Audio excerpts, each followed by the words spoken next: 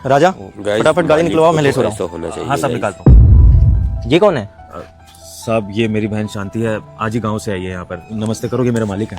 नमस्ते साहब। गांव से आई है तो यहाँ क्यों लेके आए हो? सब ठीक तो है ना? हाँ हाँ साहब सब ठीक है, चिंता मत करिए। दरअसल मेरी छोटी बहन की शादी होने वाली है, तो बड़े साहब से मिलवाने के लिए लाया था। बड़े साहब ने कहा था कि शादी से पहले अपनी बहन को लेकर आना, तो उनसे आशीर्वाद दिलवाने के लिए लाया था बस। अरे हाँ, ये तो मुझे पता था कि इसकी शादी होने वाली है। वैसे अगर पापा से मिलना है तो पापा तो अभी मार्केट निकल गए कुछ देर पहले, और वो आई थिंक 1 या 2 घंटे बाद ही आएंगे। कोई बात नहीं साहब, बड़े साहब के आने तक का इंतजार कर लेंगे।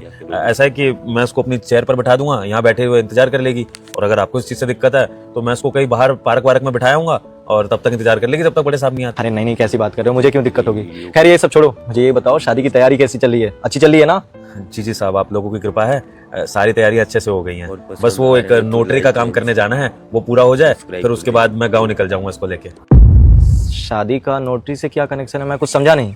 वो साहब घर गिरवी रखवाना है ना इसकी शादी के लिए, तो उसीलिए नोटरी वाले के पास जाना था ताकि वो घर के कागजात बनवा सकूं। गांव में अपना पक्का घर है ना, उसी को गिरवी रखवा रहा हूँ। 1 मिनट, अभी मैं तुमसे पूछा हूँ कि शादी की तैयारी अच्छी चल रही है तो तुम बोले सब कुछ अच्छा है, तो फिर ये घर क्यों गिरवी रख रहे हो तुम?